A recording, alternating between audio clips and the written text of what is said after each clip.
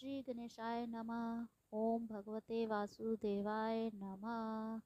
हर हर महादेव। आज हम जानेंगे विजया एकादशी के बारे में और विजया एकादशी का क्या है महत्व और क्या है इसकी कथा। चलिए जानते हैं विजया एकादशी का महत्व। विजया एकादशी पर भगवान विष्णु की उपासना की जाती है। यह व्रत करने से आप बड़ी से बड़ी विपत्तियों से छुटकारा पा सकते हैं। व्रत के प्रभाव से शत्रुओं को परास्त कर सकते हैं। इस बार विजया एकादशी का व्रत 24 फरवरी को रखा जाएगा। पद्म पुराण और स्कंद पुराण में भी इस व्रत का महत्व बताया गया है। पौराणिक मान्यता है कि प्राचीन काल में कई राजा महाराजा इसी व्रत के प्रभाव से अपनी निश्चित हार को जीत में बदल लेते थे। कहा जाता है कि जब विकट से विकट परिस्थिति में भी विजया एकादशी के व्रत से जीत पाई जा सकती है। ज्योतिष के जानकारों के अनुसार इस व्रत के जरिए आप चंद्रमा के हर दुष्प्रभाव को रोक सकते हैं। ग्रहों के पूरे प्रभाव को भी काफी हद तक कम कर सकते। विजया एकादशी के नाम से ही इनके व्रत का महत्व पता चलता है। यह विजय दिलाने वाली एकादशी है। विजया एकादशी पर भगवान विष्णु की उपासना की जाती है। यह व्रत करने से आप बड़ी से बड़ी विपत्तियों से छुटकारा पा सकते हैं। व्रत के प्रभाव से शत्रुओं को परास्त कर सकते हैं। इस बार व्रत विजया एकादशी का व्रत 24 फरवरी को रखा जाएगा। विजया एकादशी की पूजन विधि। विजया एकादशी के दिन पूजन स्थल पर एक कलश की स्थापना करें। श्रद्धा पूर्वक श्री हरि का पूजन करें।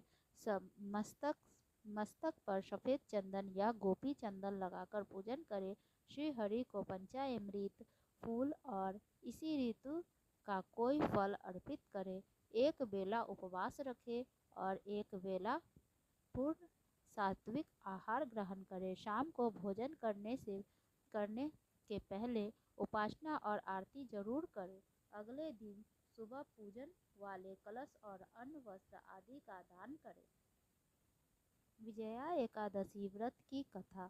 विजया एकादशी व्रत की कथा के अनुसार त्रेता युग में मर्यादा पुरुषोत्तम श्री रामचंद्र जी को जब 14 वर्ष का वनवास हो गया तब वे श्री लक्ष्मण तथा सीता जी सहित पंचवटी में निवास करने लगे।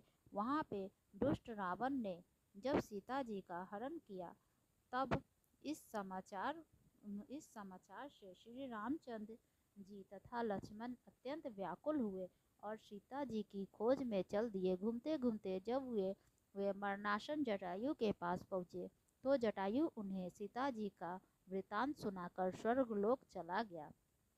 कुछ आगे जाकर उनकी सुग्रीव से मित्रता हुई और बाली का वध किया। हनुमान जी ने लंका में जाकर सीता जी का पता लगाया और उनसे श्री रामचंद्र जी और सुग्रीव की मित्रता का वर्णन किया।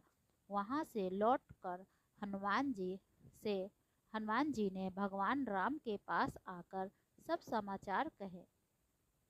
श्री रामचंद्र जी ने वानर सेना सहित सुग्रीव की संपत्ति से लंका को प्रस्थान किया। जब श्री रामचंद्र जी समुद्र से किनारे पहुँचे तब उन्होंने मगरमच्छ आदि से युक्त उस अगाध समुद्र को देखकर लक्ष्मण जी से कहा कि इस समुद्र को हम किस प्रकार पार करेंगे। श्री लक्ष्मण ने कहा कि हे पुराण पुरुषोत्तम, आप आदि पुरुष हैं, सब कुछ जानते हैं। यहाँ से आधा योजन दूर पर कुमारी द्वीप में वकदालव्य नाम के मुनि रहते हैं। उन्होंने अनेक ब्रह्मा देखे हैं। आप उनके पास जाकर इसका उपाय पूछिए। लक्ष्मण जी के इस प्रकार के वचन सुनकर श्री रामचंद्र जी वाकदालव्य ऋषि के पास गए और उनको प्रणाम करके बैठ गए। मुनि ने भी उनको मनुष्य रूप धारण किए हुए पुराण पुरुषोत्तम समझकर उनसे पूछा कि हे राम, आपका आना कैसे हुआ। रामचंद्र जी कहने लगे कि हे ऋषि, मैं अपनी सेना सहित यहाँ आया हूँ और राक्षसों को जीतने के लिए लंका जा रहा हूँ। आप कृपा करके समुद्र पार करने का कोई उपाय बतलाइए, मैं इसी कारण आपके पास आया हूँ। वाक्दालव्य ऋषि बोले कि हे राम, फागुन मास के कृष्ण पक्ष की एकादशी का उत्तम व्रत करने से निश्चय ही आपकी विजय होगी, साथ ही आप समुद्र भी अवश्य पार कर लेंगे। हे राम, यदि तुम भी इस व्रत को सेनापतियों सहित करोगे तो तुम्हारी विजय अवश्य होगी। अतः हे राजन, जो कोई मनुष्य विधि पूर्वक इस व्रत को करेगा, दोनों लोकों में उसकी अवश्य विजय होगी। श्री ब्रह्मा जी ने नारद जी से कहा था कि हे पुत्र, जो कोई इस व्रत के महत्व को पढ़ता है या सुनता है, उनको वाजपेयी यज्ञ का फल प्राप्त होता है। इस तरह रामचंद्र जी ने ऋषि के कथा अनुसार इस व्रत को किया और उसके प्रभाव से दैत्यों पर विजय पाई।